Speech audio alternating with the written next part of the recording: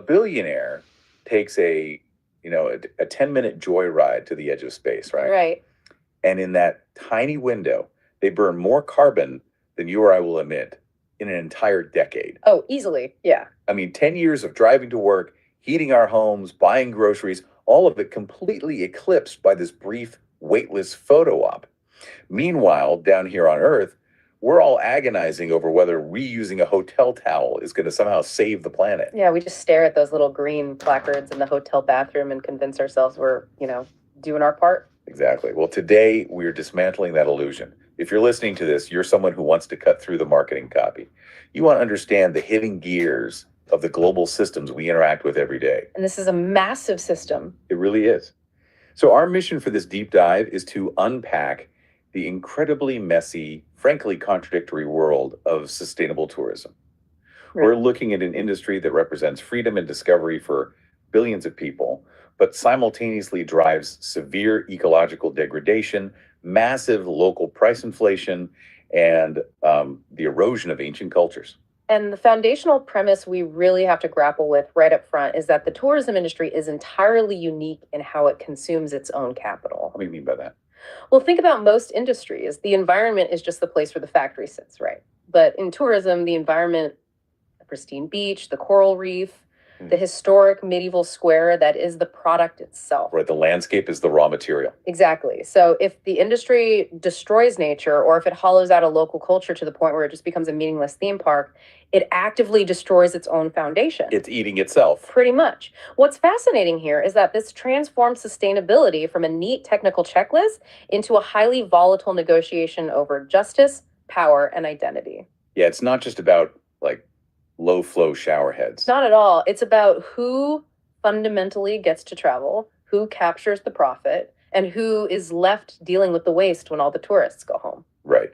Okay, let's put ourselves in the room where this concept was first hammered out, because sustainable development wasn't always just a corporate buzzword printed on a disposable coffee cup. No, it definitely wasn't. It emerged from a very specific moment of global anxiety. We're talking 1987. The United Nations releases the Brundtland Report, titled Our Common Future. Context there is crucial. Yeah, it's the height of the Cold War, right? A period of just relentless, unchecked industrial expansion. It was right around the time they discovered that massive hole in the ozone layer. Yeah, the global north was accelerating, the global south was desperately trying to industrialize, and ecologists were basically hitting the panic button. So the Brundtland Report steps into all this chaos and proposes a pretty radical definition: meeting the needs of the present without compromising the ability of future generations to meet their own needs. Right. It essentially codified intergenerational equity, the reality that we're basically borrowing the physical earth from our grandchildren. And that concept just sent shockwaves through global policy, right? It did, because it fundamentally introduced the idea of limits. It argued that you just cannot have infinite exponential growth on a planet that's bound by finite physics. But then the tourism industry gets a hold of it. Right. The United Nations World Tourism Organization quickly adapted this. They framed sustainable tourism as an approach that addresses the needs of the visitors, the industry, the environment, and the host communities simultaneously. Which sounds great on paper. It does. But critics, notably scholars like Higgins Desbiol, immediately pointed out a massive structural contradiction in that adaptation. What was the contradiction? Well, the UNWTO and regional tourism boards are mandated to treat tourism primarily as an engine for endless economic growth. I mean, they measure success by year-over-year increases in international arrivals. Oh, right. So attempting to endlessly expand a heavily physical, carbon-intensive industry while simultaneously claiming to operate within planetary boundaries, it creates an unresolvable paradox. Yeah, you can't have infinite tourists on a finite planet. So planners and economists tried to manage that paradox by introducing a framework called the triple bottom line. Right. Because they realized measuring success purely by profit was a recipe for ecological suicide. So they built this three-legged stool: environmental, economic, and sociocultural sustainability. Let's look at the environmental leg first, because that's the one we visualize most easily. Yeah, it's the physical toll of millions of human bodies moving through fragile spaces. And we aren't just talking about like a stray plastic bottle on a beach. No, it's so much bigger than that. We're talking about thousands of hiking boots systematically eroding topsoil on mountain trails until a heavy rain triggers a localized mudslide. Exactly. Or microplastics shedding from synthetic outdoor gear into pristine alpine lakes. Oh, wow, yeah. And the chemicals from thousands of applications of sunscreen completely bleaching coral reefs in a matter of seasons. Right. You also see immense habitat fragmentation. Like, imagine a developer looking to build a massive resort complex. They might just bulldoze a stretch of mangrove forest to create an unobstructed ocean view. And that mangrove isn't just trees. No, it's a critical buffer zone that absorbs the impact of storm surges. And it's a complex nursery for coastal marine life. So removing it triggers a cascading ecological failure. Exactly. The local fish populations collapse, and the adjacent communities become instantly vulnerable to flooding. The physical footprint of mass tourism is incredibly heavy and often permanent. Okay, let's unpack this and move to the economic leg of the stool, which is supposed to ensure that the wealth generated by all these visitors is distributed fairly. Right, the economic uplift. But the reality of global capitalism reveals a silent killer of local economies known as leakage. Leakage is huge. Let's break down the microeconomics of how a vacation actually works. Imagine a destination as a giant bucket, okay? Okay. The whole promise of the travel brochure is that wealthy tourists are going to arrive and pour gold coins into this bucket, uplifting the entire local community. That's the pitch. Right. And the tourists do arrive and they spend thousands of dollars, but the bucket is completely riddled with holes. Yeah, and those holes are the global supply chains controlled by multinational corporations. Walk us through that. Let's trace a typical week-long stay at an all-inclusive resort in the Caribbean. Sure. So a traveler books their flight on an international mega airline headquartered in the US or Europe. That's one hole. The transaction is processed through a global booking aggregator that takes a significant commission. That's another. Right. Then the resort itself is usually owned by a massive conglomerate based in Spain or the UK. And because the tourists demand the culinary comforts of home, beef, specific dairy products, imported alcohol, the resort relies on foreign agricultural supply chains rather than purchasing from local farmers. So the water's pouring into the bucket, but almost all of it immediately drains out. Exactly. The corporate headquarters, the airlines, the global food distributors, they capture the vast majority of the revenue. The actual host community, the people whose beaches are being occupied and whose water tables are being drained to keep the golf courses green, they're left with absolute pennies. And that economic uplift usually just translates to minimum wage service jobs, maids, bartenders, drivers. People who are completely dependent on a volatile seasonal industry that can vanish overnight if a hurricane hits or, a global pandemic breaks out. Right. And this severe economic inequality bleeds directly into the third leg of the triple bottom line, which is sociocultural sustainability. Because when a community watches its resources depleted while the wealth flows offshore, the social fabric begins to fray. Absolutely. In 1975, a researcher named Doxey actually mapped this emotional deterioration in what he called the irritation index, or iridex. The iridex. Yeah. It tracks the psychological transformation of a host community subjected to unrelenting tourism growth. And it moves through 4 distinct phases: euphoria, apathy, annoyance, and antagonism. Let's apply this to a real world scenario to see how it functions. Imagine a quiet fishing village on the Mediterranean coast in the early 1990s. We enter the euphoria stage. Okay, the beginning. Yeah, a few adventurous backpackers start showing up. The locals are genuinely thrilled. It's an injection of new money, but more importantly, it's a novel cultural exchange. A fisherman might take a tourist out on his boat, share a meal, trade stories. The interactions are authentic, intimate, and mutually respectful. The tourists are treated as guests. Right. But fast forward 10 years, the secret is out, and the village enters the apathy stage. Because the volume of visitors has increased to the point where they're no longer a novelty. They're just a standardized economic input. Exactly. The relationship fundamentally shifts from hospitable to transactional. The fisherman isn't sharing a meal anymore. He's running scheduled hour-long boat tours for 40 people at a time. Yeah, the local residents start to view the tourists not as individuals, but as an endless, faceless stream of customers to be processed efficiently. Then, as the marketing accelerates and the global booking platforms take over, the sheer volume triggers the annoyance stage. The physical and social infrastructure of the village begins to crack under the weight. Right, the local bakery where families bought their daily bread for generations gets bought out. And replaced by a shop selling cheap, imported plastic souvenirs. Traffic is paralyzed by tour buses.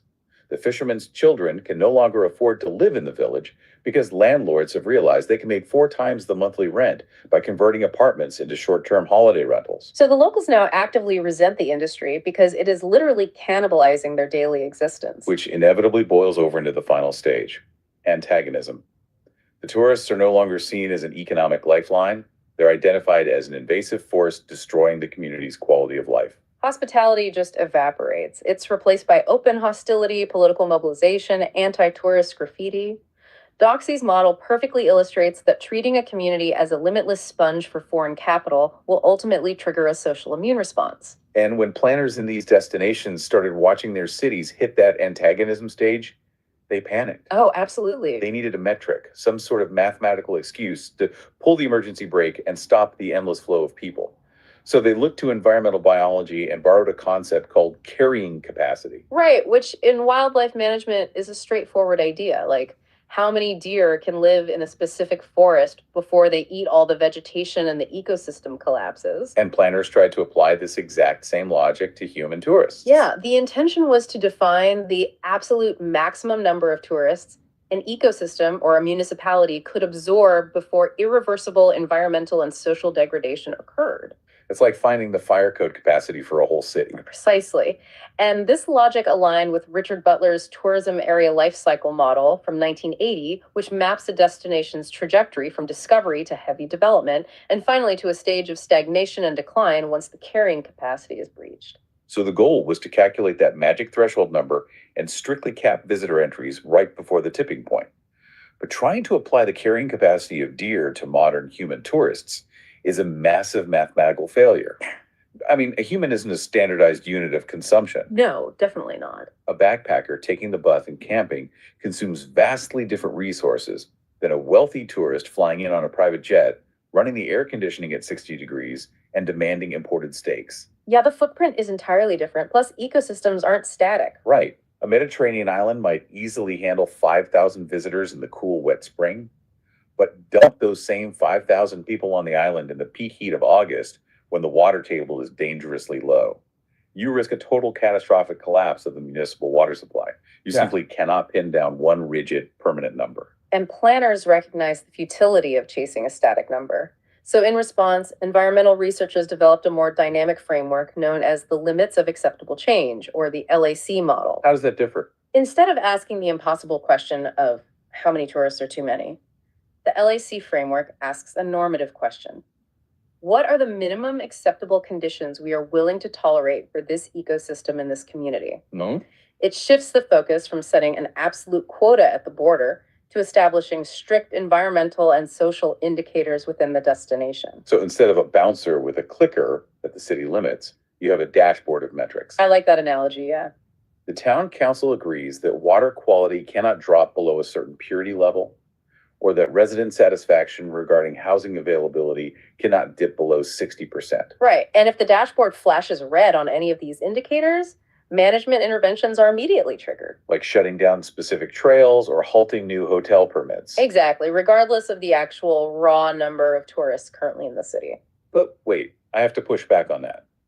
Because theoretically, LAC is superior because it responds to real-time ecological stress. But when destinations do implement hard caps or strict permit systems to enforce these limits, we collide with a profound ethical dilemma regarding access. Yes, we do. If an island decrees that only 1,000 people can visit per day to preserve the reef, how do you decide which 1,000 people get to go? In a global capitalist system, the default filtering mechanism is price. Yep. The government simply raises the cost of the entry permit until demand drops to match the 1,000 person limit. Which fundamentally transforms nature into a luxury good. It really does. You might successfully save the coral reef, but you do it by ensuring that access to global heritage and pristine environments is an exclusive gated privilege for the ultra-wealthy. The working class is completely priced out of the natural world. It's a solution that trades an environmental crisis for a massive social justice crisis. And the deep discomfort with these destructive mass tourism models and the exclusionary nature of strict quotas fueled a massive push for an ethical alternative. The industry needed a way to harmonize travel with conservation. Which birthed ecotourism. Exactly. The term was crystallized in the 1980s by Hector Ceballos Lascurain, a Mexican architect and environmentalist. His vision was highly specific.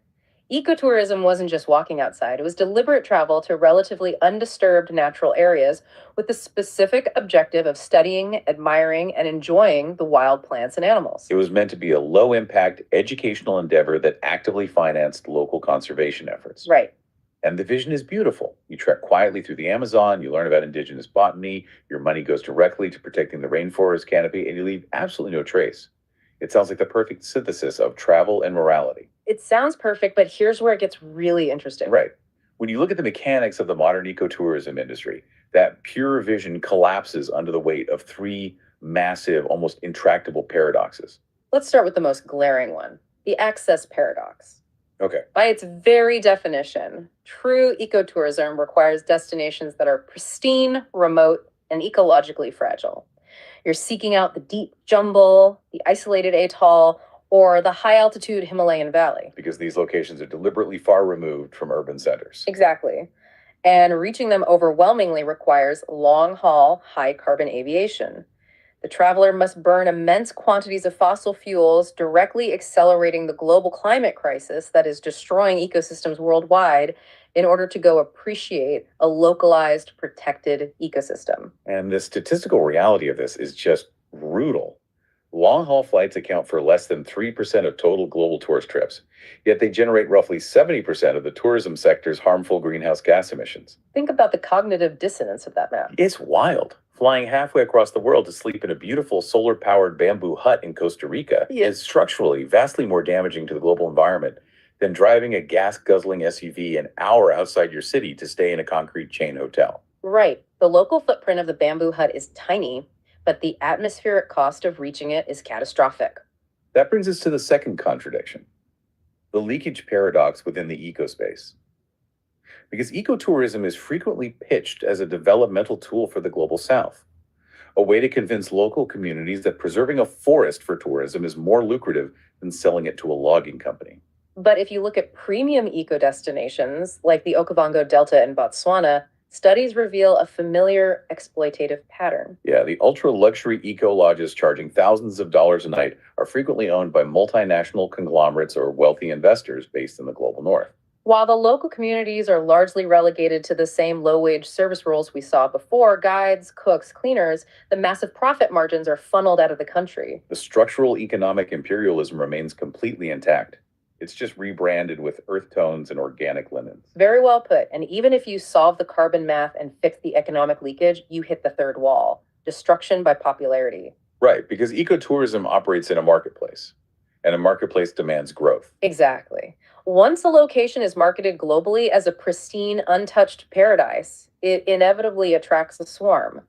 We see this unfolding tragically in the Galapagos Islands, the Masai Mara, and the trekking routes around Mount Everest. The sheer physical pressure of thousands of well-meaning ecotourists all demanding to walk the same fragile trails, observe the same endangered wildlife, and consume local water resources. It inevitably degrades the exact environment they traveled so far to protect. Because the label eco doesn't change the physics of 1,000 boots trampling a delicate root system. And this physical pressure is mirrored by a deep cultural hollowing. The academic term for this is cultural commodification. Right. The sociologist David Greenwood documented a striking example of this in his 1977 study of the Alard Festival in the Spanish Basque town of Fuenterrabía. What happened there? For centuries, this festival was a profoundly meaningful internal community ritual. It was an expression of local identity and historical solidarity.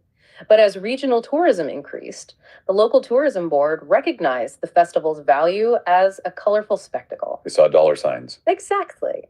They started heavily marketing the ritual to outsiders. They pressured the locals to alter the schedule, to perform the festival multiple times a day, just to accommodate the busloads of day trippers. And Greenwood watched the soul of the ritual evaporate.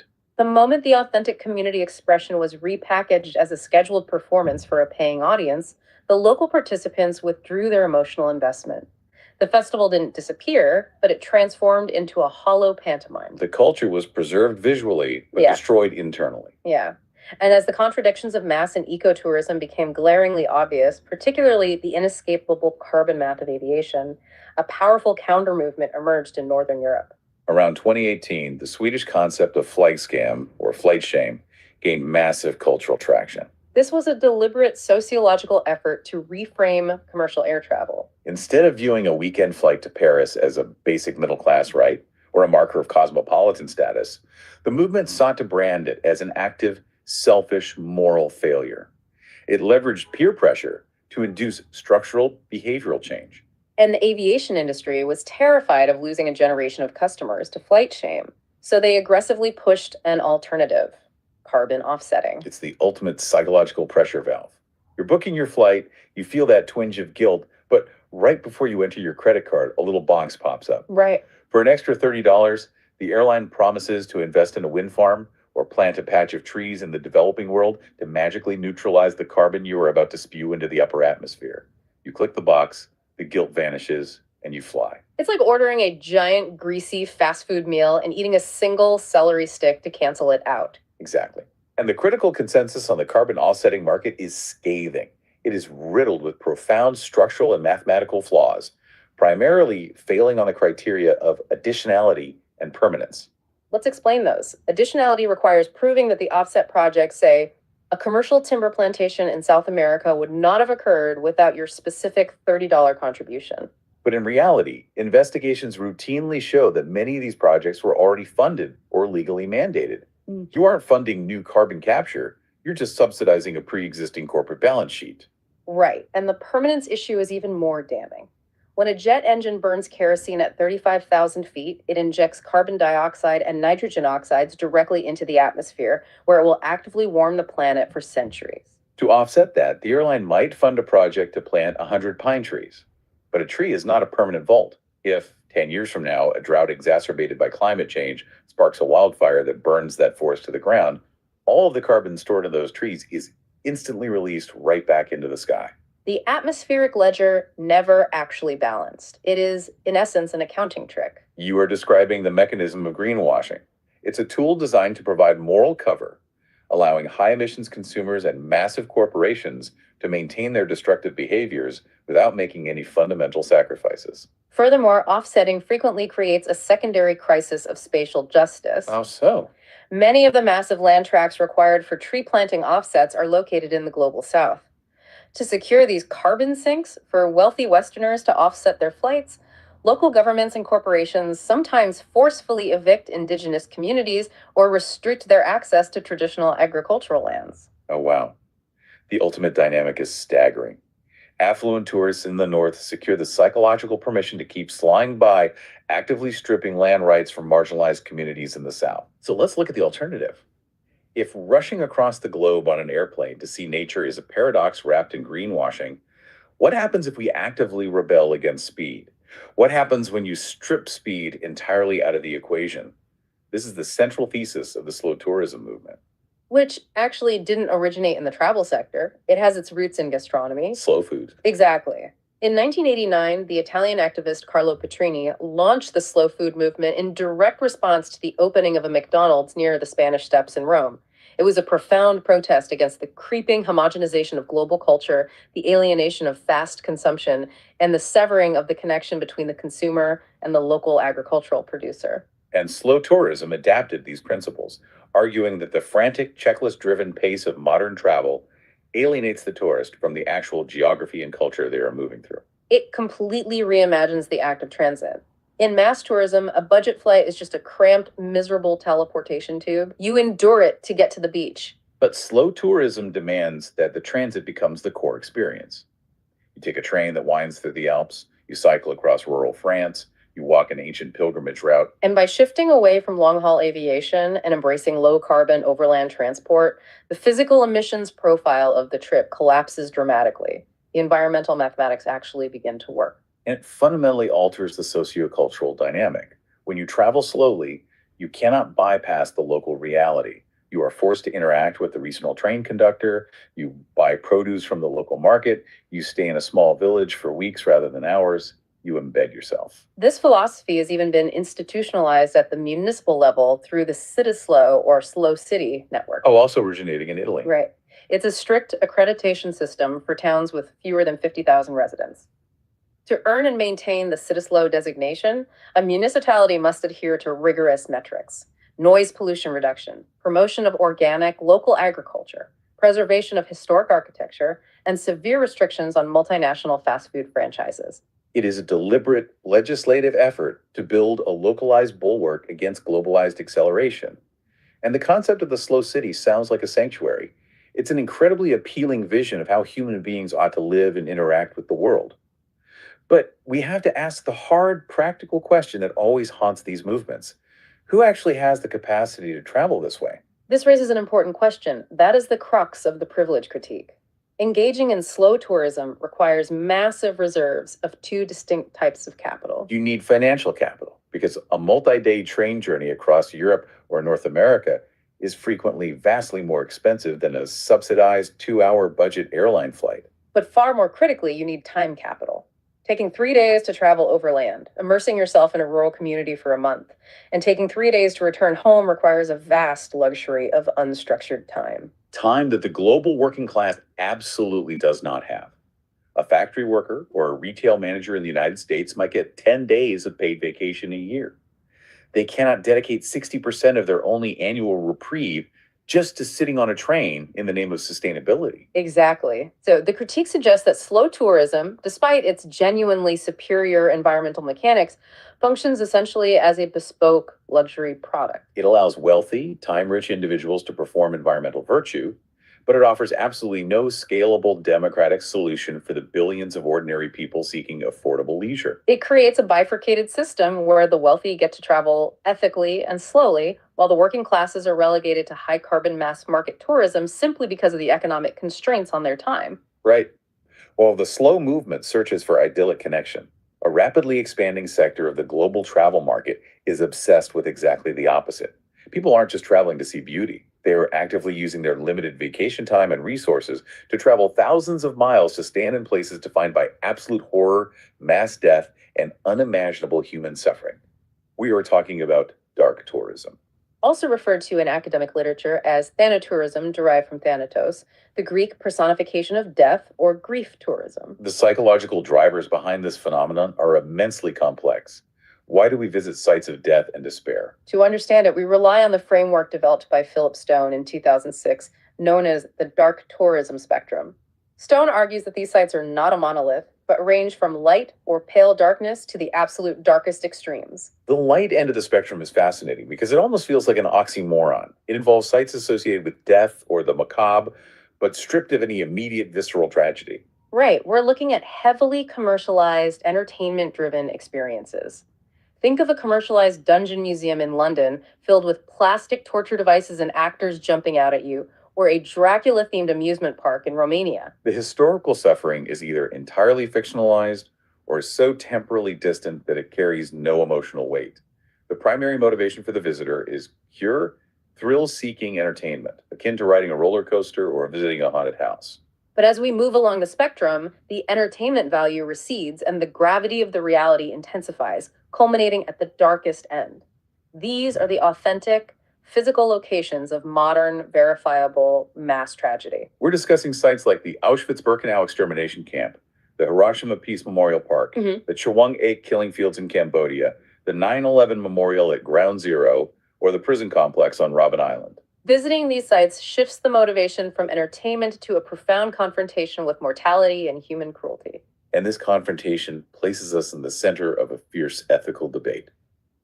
When you have millions of people visiting a site of genocide, the fundamental purpose of the site comes into question. The proponents of these sites argue that facilitating this tourism is a moral imperative. They argue that reading about a historical atrocity in a textbook engages only intellectual comprehension, which is easily forgotten. But physically standing in the freezing mud of a concentration camp, seeing the physical scale of the architecture of extermination, forces a visceral, empathetic bypass of the intellect. It sears the reality into the historical memory of the visitor.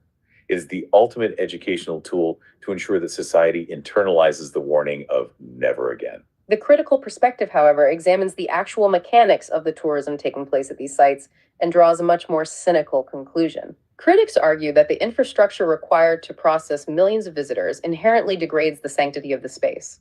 When you take the site of unimaginable human agony, install a ticketing turnstile, route visitors through a standardized audio tour, and place a gift shop at the exit selling branded memorabilia, you've achieved the ultimate commodification of suffering.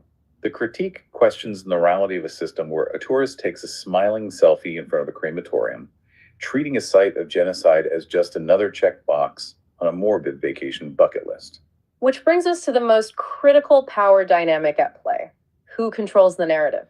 Yeah, when you walk through a battlefield or a memorial, the story you are told is not an objective truth handed down from the sky. The physical routing of the path, the text etched onto the bronze plaques, the specific emotional tone of the audio guide, every single element is a heavily curated political decision. The government or organization managing the site possesses the immense power to amplify certain historical voices while deliberately suppressing others to construct a narrative that serves their current political ideology. Dark tourism is, at its core, a battleground for state power and the politics of memory. And this ethical ambiguity reaches its absolute peak when we examine disaster tourism, with the Chernobyl exclusion zone serving as the prime case study. Because here, the ethical dilemmas of dark tourism merge with literal physical danger. You have a landscape defined by a catastrophic nuclear failure that devastated countless lives and poisoned an entire regional ecosystem. Yet, propelled by the viral popularity of dramatized television miniseries, it transformed into a booming hotspot for international tourism and social media influencers. It forces us to ask, at what precise moment does a genuine desire to understand historical tragedy devolve into grotesque, morbid voyeurism? Think about the last historical memorial or site of tragedy you visited. Trace your own footsteps. When you were standing there, were you actively engaging in deep, empathetic historical reflection? Or were you operating on autopilot, moving from plaque to plaque simply because a guidebook or a travel blog commanded you to be there? It's a tough question. It is. The uncomfortable reality is that the sheer volume of us moving through these spaces on autopilot is what broke the global system.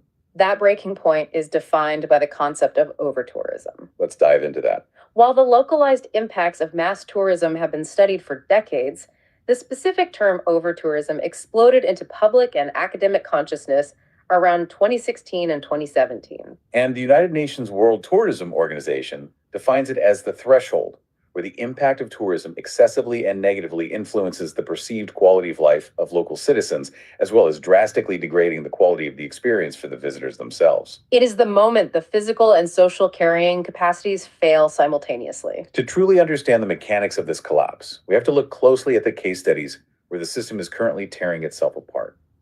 Let's start with the epicenter, Venice. Venice is the classic example. We are looking at an ancient, highly fragile, sinking archipelago with a local residential population that has dwindled to roughly 50,000 people.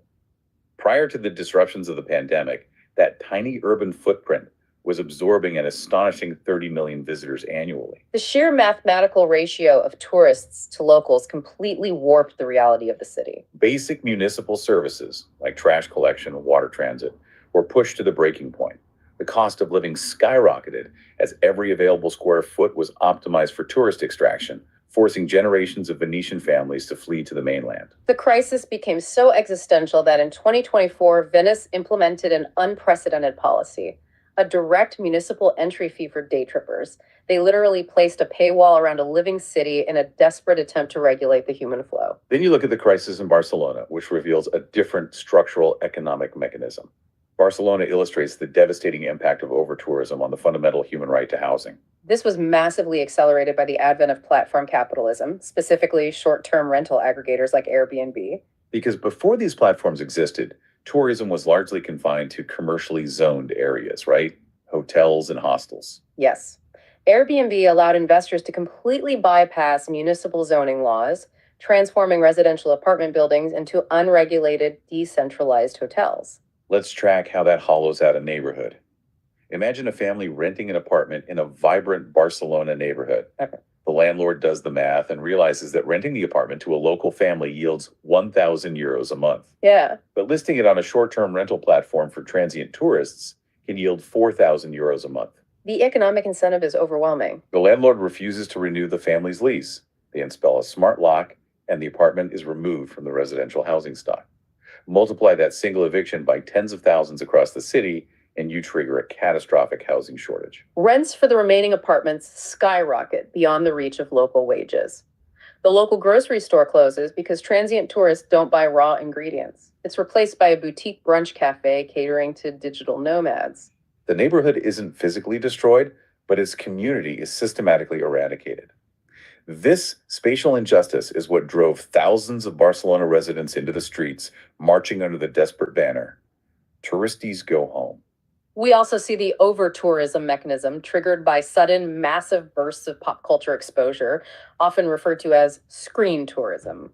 The prime example is Dubrovnik, Croatia. Game of Thrones. Exactly. It is a stunning, heavily fortified medieval city perched on the Adriatic coast. For decades, it managed a steady flow of regional tourism.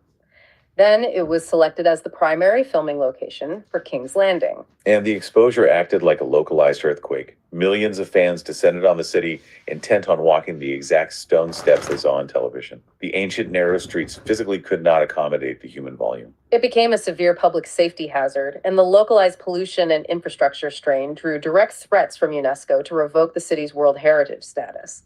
The municipal government was forced into emergency measures, implementing a rigid cap of 8,000 visitors per day allowed inside the historic walls. A similar physical strain is playing out in Cappadocia, Turkey.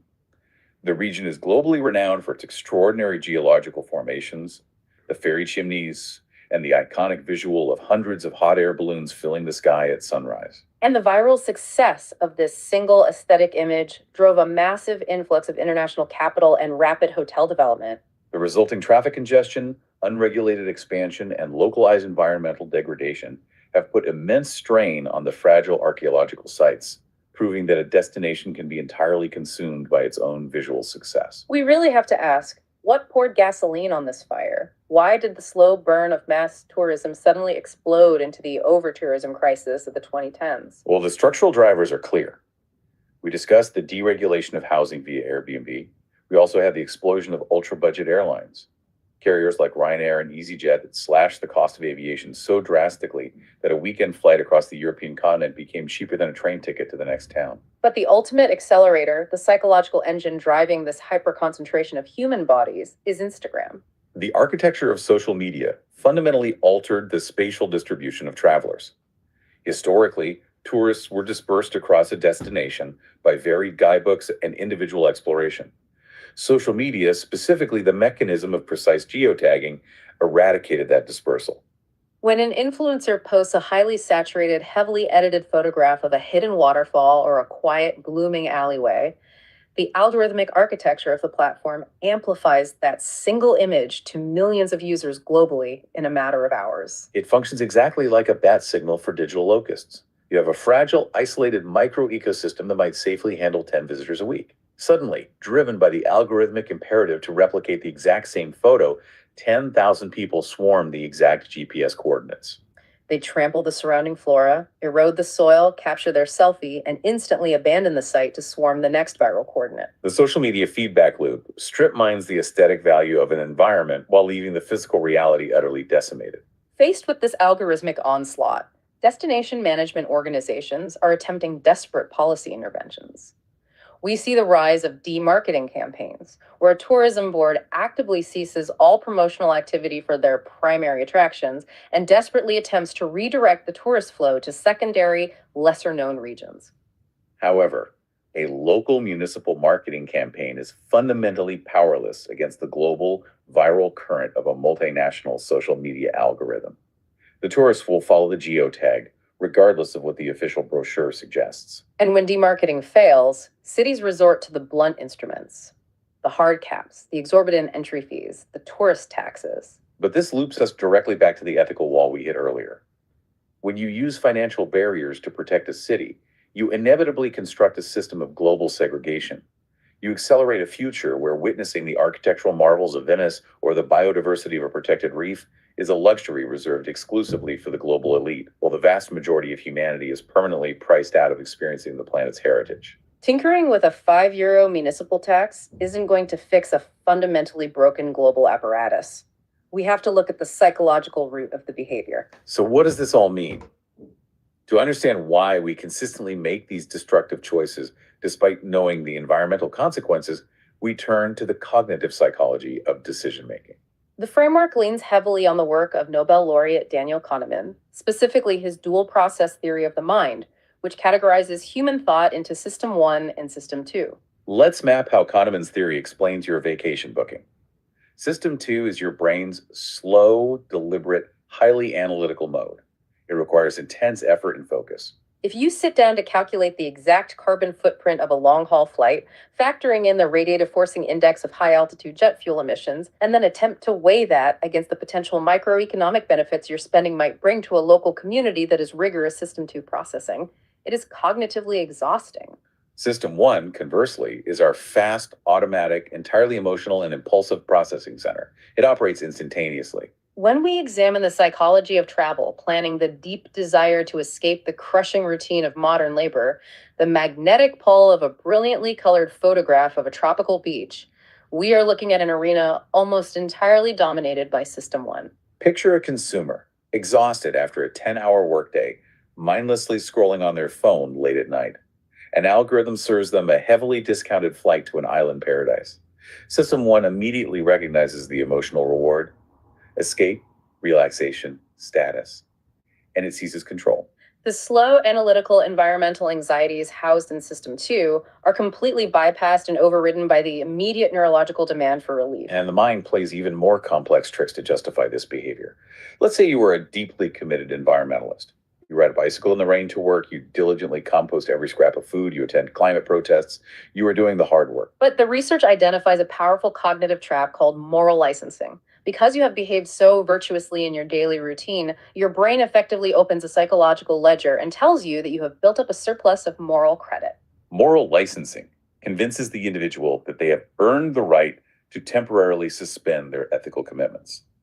The internal monologue asserts, I have sacrificed all year, therefore I deserve this one indulgence. This cognitive bias allows a strictly eco-conscious citizen to justify purchasing a high-emissions, long-haul flight, checking into a massively inefficient air-conditioned resort, and generating a week's worth of intense ecological damage, completely insulated from guilt because they feel they are off the clock morally.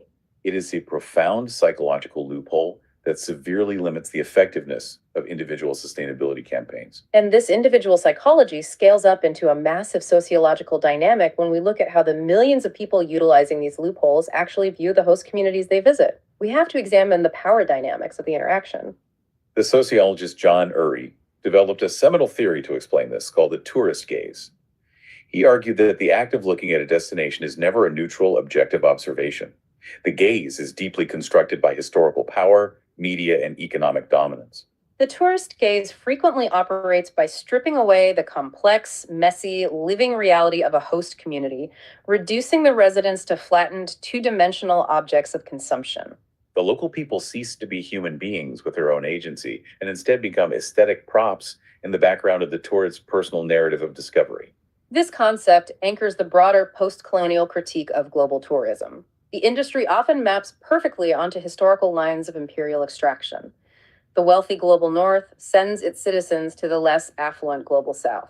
Because the tourists hold the concentrated economic capital, they subconsciously and sometimes explicitly demand that the host community alter its behavior, its architecture, and its culture to align with the aesthetic expectations and values of the visitors. We see this dynamic laid bare in one of the most controversial subsectors of the industry, voluntourism. We are talking about the phenomenon where high school or college students from wealthy Western nations pay thousands of dollars to travel to the global south for a few weeks to ostensibly build a school, dig a well, or play with children in an orphanage. It is marketed as the ultimate altruistic endeavor. You aren't just taking a vacation, you are saving the world. The sociological analysis of voluntourism is incredibly stark. Researchers like Mustafa Nazhad analyze this behavior through the lens of white saviorism. The critique argues that the primary function of these short-term, unskilled volunteer deployments is not to provide sustainable structural development for the host community, but rather to manufacture a profound emotional experience and valuable social capital for the privileged tourist. Let's look at the actual mechanics of a voluntourism project. A group of teenagers with absolutely no masonry experience flies across the world to lay bricks for a school. Why is a foreign aid organization flying in unskilled children to do construction work instead of taking that same capital and hiring local, highly skilled adult carpenters and bricklayers? By importing free, unskilled labor, the voluntourism industry actively disrupts and undercuts the local labor market. The economic benefit is entirely backward. And the dynamic turns deeply destructive when applied to orphanage tourism. The demand from well meaning Western tourists to interact with and save vulnerable children has created a perverse economic incentive. In several documented regions, the influx of tourist dollars specifically designated for orphanages has actively incentivized the unnecessary separation of children from their families to stock these institutions simply to meet the emotional demands of the voluntourism market. It is the clearest example of how immense economic power, completely divorced from structural understanding, can transform noble intentions into devastating exploitation. We are staring at a system riddled with psychological loopholes, economic exploitation, and ecological ceilings. The industry is standing at a massive crossroads, and the academic framework points to two diametrically opposed visions for the future. On one side, we have the dominant institutional approach, the green economy.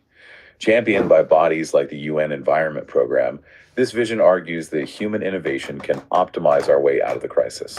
It believes we can keep the massive economic engine of global tourism running if we just transition to sustainable aviation fuels, build ultra-efficient smart hotels, and implement circular waste management. It is a vision of endless but sanitized growth. To understand the ultimate failure point of the green economy logic, we only need to look at the vanguard of the travel industry: space tourism. Private aerospace companies are now successfully marketing brief, suborbital flights to the ultra-wealthy. This represents the absolute zenith of high privilege, high carbon mobility. Estimates suggest that a single passenger on a 10-minute space flight generates a localized carbon footprint equivalent to what an average global citizen emits over an entire decade. It demonstrates that as long as the system prioritizes elite mobility and technological expansion over planetary boundaries, any efficiency gains made at the bottom will be instantly incinerated at the top. If optimizing the current system is a mathematical dead end, what is the alternative? The most profound structural challenge to the status quo emerging from ecological economics is the theory of degrowth. Championed by scholars like George Kelsey. Degrowth does not merely suggest we tweak the system, it demands we dismantle its core operating logic. The central thesis of degrowth is that the concept of green growth is an empirical illusion. The theory asserts that it is physically impossible to continuously decouple exponential economic expansion from resource extraction and carbon emissions on a finite planet. Applied specifically to tourism, degrowth argues that we cannot invent a magical jet engine that will allow billions of people to fly continuously without catastrophic atmospheric consequences. The only mathematically sound mechanism to achieve true sustainability is a planned, equitable, and deliberate reduction in the physical size of the global tourism industry. Let's be entirely clear about what that means in practice. Degrowth demands that humanity fundamentally alters its relationship with mobility. It means a drastic, permanent reduction in commercial aviation. It means dismantling the massive globalized marketing apparatus that demands we constantly cross oceans for leisure. It requires a societal shift where localized regional travel via low carbon infrastructure becomes the absolute norm, and intercontinental travel becomes a rare, highly deliberate undertaking rather than a casual weekend impulse. This entails an active rejection of the UNWTO's core metric of success, the relentless pursuit of increased international tourist arrivals. However, proposing a deliberate contraction of the global tourism apparatus immediately triggers an immense macroeconomic crisis. Right, wait. We have to look at the collateral damage of a degrowth transition. Think about the massive swaths of the global South Island nations in the Caribbean or the Pacific, heavily indebted developing economies that have been structurally coerced by global financial institutions into relying almost entirely on foreign tourism dollars to survive. If the wealthy nations of the global north suddenly embrace degrowth, stop flying, and keep their capital at home, the economies of these dependent nations will face immediate catastrophic collapse. We saw a brutal preview of this during the sudden global travel halt of the COVID-19 pandemic. Millions of people were plunged instantly into poverty because the foreign planes stopped landing. That intense vulnerability is exactly what economists define as the resource curse, or extreme economic dependency. Degrowth advocates do not deny this pain. Rather, they argue that building a sovereign nation's entire economic survival on the highly volatile, discretionary leisure spending of foreigners, a system that fundamentally requires the continuous burning of fossil fuels to function, is a completely unstable and ecologically suicidal baseline. The transition toward degrowth must involve massive global structural support to help these dependent economies diversify away from tourism, restoring local agricultural and industrial sovereignty. The friction between the techno optimism of the green economy and the radical contraction demanded by degrowth is the defining ideological battle of the 21st century. It is a staggering debate because it forces us to question the bedrock of modern globalized life. We've spent an hour unpacking a profoundly complex system. We've examined the leaky buckets of corporate economics, the paradox of burning carbon to save the rainforest, the deep privilege inherent in slow travel, the ethical minefields of disaster tourism, and the algorithmic swarm of overtourism. If we synthesize the vast interdisciplinary framework we have analyzed today, the inescapable conclusion is this. Sustainability is not an endpoint you reach by purchasing the correct offsets or staying in a certified hotel. It is a relentless, contested, and often painful process of negotiation. It demands that we constantly interrogate who wields the power to travel, who captures the economic value of a landscape, and who is ultimately forced to absorb the ecological and cultural devastation of a globalized desire for escape. I want to leave you with one final, deeply powerful concept from the sociologist Laura Jane Smith. It is a framework she calls the authorized heritage discourse. It deals with the invisible power of historical definition. Think about a moment when you stood in front of a globally famous monument, perhaps a towering colonial cathedral, or the meticulously reconstructed ruins of an ancient city, complete with a gleaming bronze UNESCO World Heritage plaque at the entrance. The presence of that plaque, the pristine maintenance of the stone, signals to your brain that this specific physical object is inherently valuable. It is worth saving. But Smith's framework demands that we interrogate the authority behind that designation. Who, specifically, authorized that version of history? What committee, operating under what political or cultural biases, decided that the colonial cathedral was a magnificent achievement requiring millions of dollars in preservation funding, while simultaneously determining that the indigenous structures that were violently bulldozed to clear the land for that cathedral were not worth remembering? The act of preservation is simultaneously an act of deliberate erasure. The narrative you are handed at a historical site is never complete. It is the victor's curation. So, here's my challenge to you. The next time you pack your bags, the next time you find yourself standing in awe before a monumental ruin or walking through the doors of an incredibly pristine, sustainable eco-lodge, I challenge you to look past the beautiful presentation. Do not just blindly consume the story printed on the glossy brochure or the bronze plaque. Look at the shadows. Look at the margins of the landscape. Ask yourself, whose labor built this view? Whose land was appropriated to create this pristine boundary? Whose history has been quietly, systematically erased from this space so that I can enjoy a perfectly uncomplicated vacation? When you start asking those questions, you stop being a passive consumer of a destination and you become an active, critical witness to the world. We're stepping out of the muddy waters for today. Keep questioning the systems around you, and we'll see you next time.